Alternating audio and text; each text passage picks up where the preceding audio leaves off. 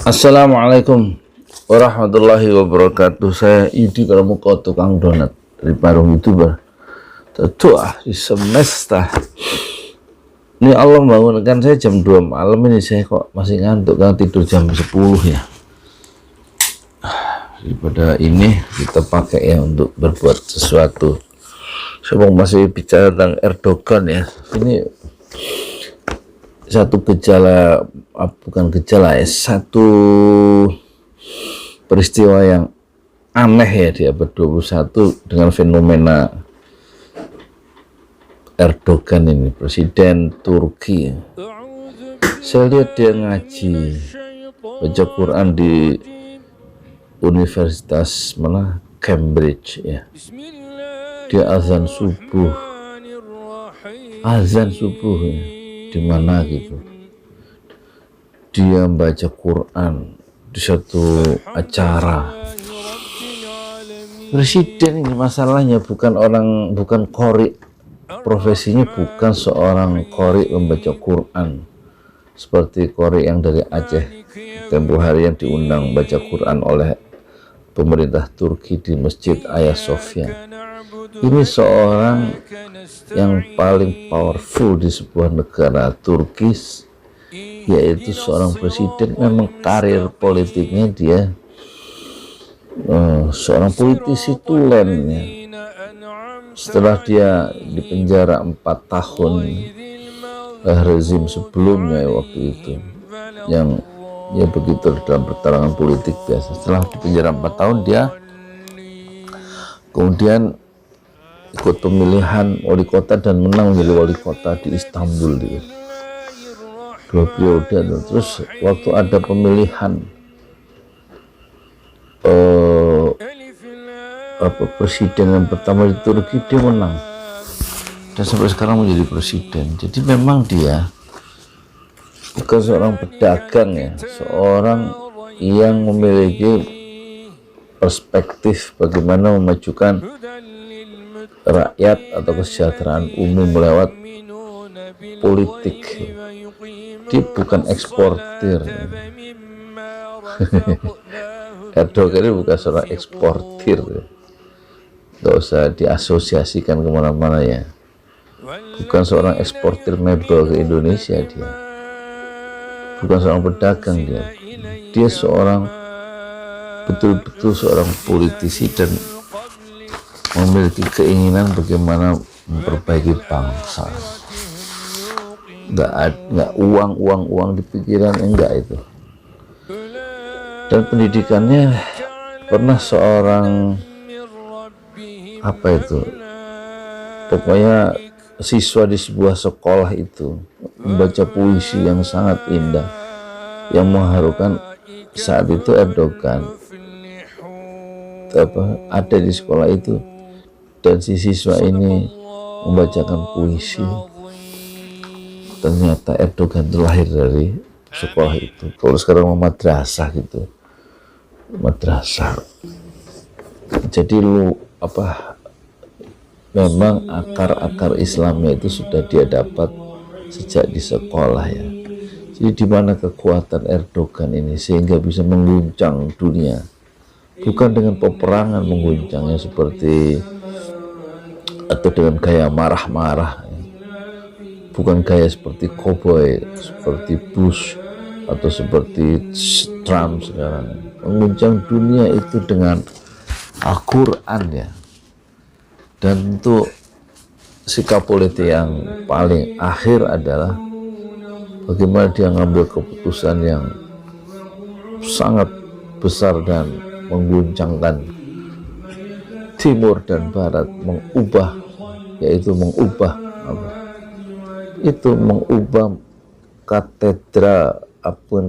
museum Hagia Sophia kembali menjadi masjid setelah ditutup oleh Mustafa Kemal, presiden Turki sebelumnya, yang meruntuhkan kekhalifahan Turki Utsmani tahun 34 itu kan. Kemudian ditutup di Mustafa Kemal itu mengubah masjid Hagia Sophia menjadi museum.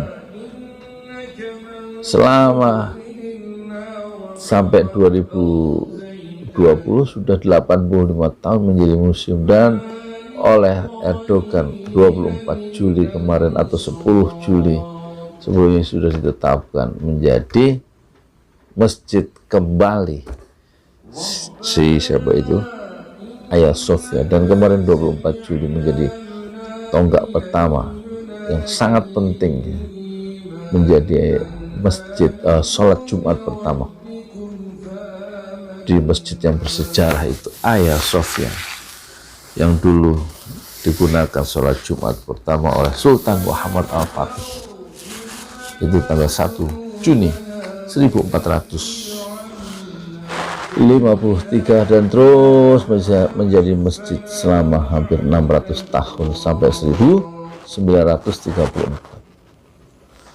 Jadi dari mana kekuatan jiwa Erdogan itu sehingga dia bisa seakan-akan, ya bukan seakan-akan, memang kenyataan memiliki satu empati terhadap dunia Islam.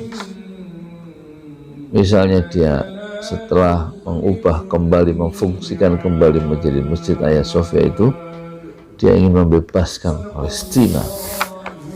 Ini ucapan yang nggak main-main, ini menggetarkan musuh-musuh Islam sebenarnya. Nggak ada presiden yang secara jelas itu bicara di media untuk konsumsi dunia internasional, saya mau membebaskan Al-Aqsa. Nggak ada yang ngomong gitu kecuali Erdogan sepanjang abad 21. Sepanjang abad 20 pun tidak ada yang bicara begitu. Presiden resmi dari sebuah negara yang bicara ingin membebaskan Al-Aqsa hanya Erdogan. Jadi Erdogan ini luar biasa. Dari mana kekuatannya? Dia bisa ngomong, punya visi besar. Kelihatannya perspektif sejarahnya itu juga kaya oleh perjuangan Islam, karena memang nenek moyangnya adalah orang-orang yang memiliki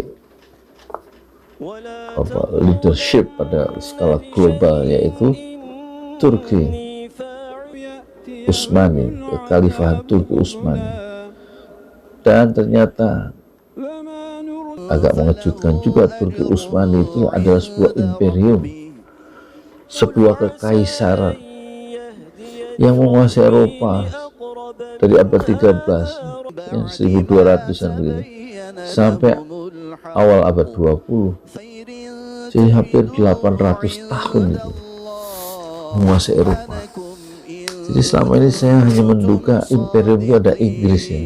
Ternyata Inggris itu ada yang mengimbangi. Lebih besar Turki Utsmaniyah, Turki Utsmani itu.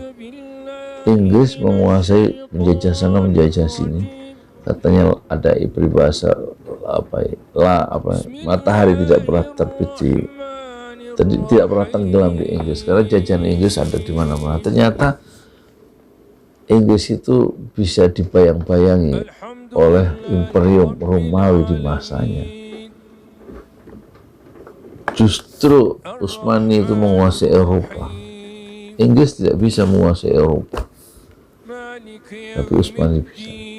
Jadi memang pesaing yang nyata dalam peradaban itu memang Utsmaniyah, orang Islam ini sudah menguasai secara nyata, real, dengan memiliki kekuatan militer yang besar dan juga kekuatan ilmuwan-ilmuwannya, peradabannya itu secara nyata. Jadi memang dia merupakan satu kekuatan yang real di masanya. Jadi kalau sekarang dia bangkit kembali, Turki lewat Erdogan, untuk memainkan peran-peran sejarahnya pada level global, dan dia berani melakukan duel-duel itu terhadap siapa saja yang tidak menyukai tindakan-tindakan politiknya yang didorong oleh semangat Islam itu. Turki akan terus maju karena dia memang pemimpin, pernah menjadi memimpin dunia, ya, Eropa tidak. Sementara Amerika, ketika Turki itu berjaya memimpin Eropa, Amerika itu masih belum dikenal kan. Amerika lahir 1776, baru berusia 250 tahun. Tidak ada apa-apanya dibanding peran-peran Turki yang sudah 800 di Eropa. Yang saya heran, kenapa Turki Utsmaniyah waktu itu berjaya itu di Eropa, tidak menyeberang ke Atlantik dan menguasai Amerika waktu itu, tapi justru yang mendarat di Amerika itu Spanyol, Portugis ya. Kenapa Turki Utsmaniyah tidak pernah berpikir untuk menyeberang Amerika? Kan musuhnya ada di Amerika, yaitu Spanyol dan Inggris, Spanyol dan Portugis yang membasmi umat Islam di Cordova. Karena mereka satu masa itu. Dan orang-orang Portugis dan Spanyol juga tidak bisa masuk melayari Laut Tengah ya, karena Laut Tengah dikuasai oleh Turki Utsmani, sehingga mereka mencari jalan mutar ke selatan, ke benua Afrika dan mengarungi gelombang Samudra Hindia. Gak bisa dia masuk lewat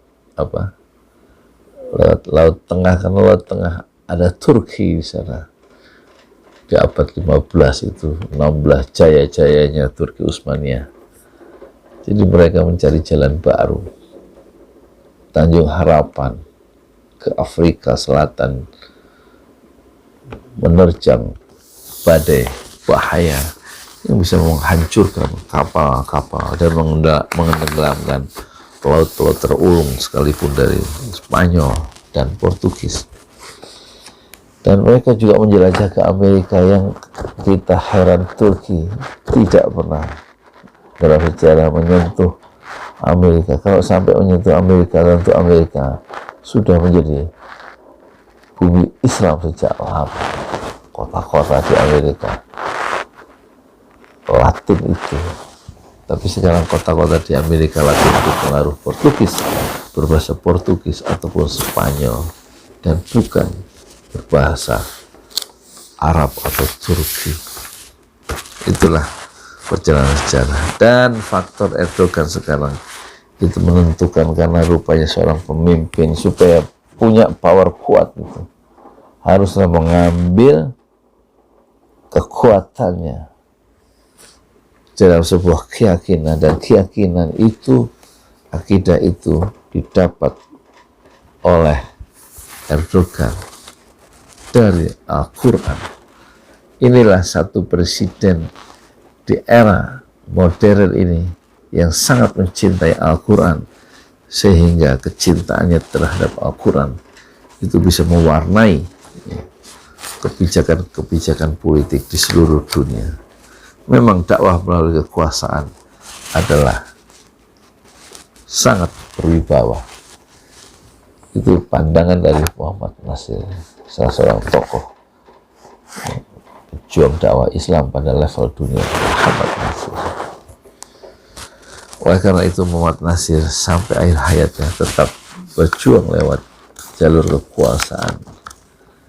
Dulu waktu ada Masyumi, dia bilang, menjadi ketua Masyumi, dia berdakwah lewat politik. Dan ketika Masyumi dibubarkan oleh Soekarno tahun 60, dan Masyumi, Pak Nasir bersama kawan-kawannya, mantan tokoh-tokoh Masyumi, mendirikan Dewan Dakwah Islamiyah tahun 67 setelah dipenjara hampir 4 tahun lebih oleh Soekarno, zaman rejim Soekarno, dan membuat yayasan dakwah Dewan Dakwah Islamiyah Indonesia.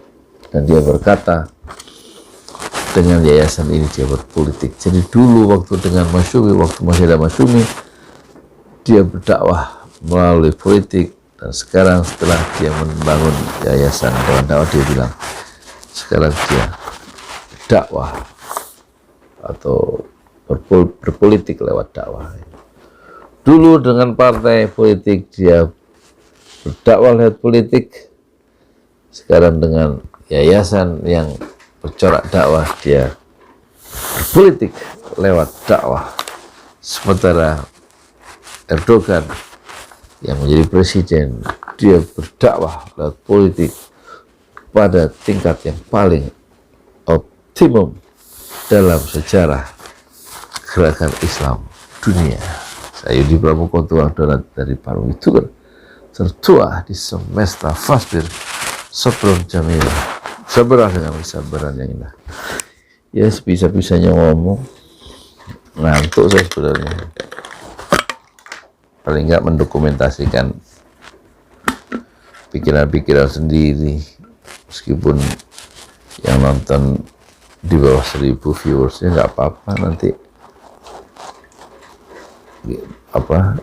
pandangan-pandangan sederhana itu sudah terdokumentasikan dan sudah saya sebarkan. Barangkali 2,5%-nya aja, nggak usah semua berapa menit ini, nggak usah 15 menit yang bermanfaat, 2,5%-nya gitu ya, kira-kira 3 menit kayak atau 1 menit berguna, itu sudah saya merasa sukses sebagai YouTuber. Sudah berapa? Setengah tiga.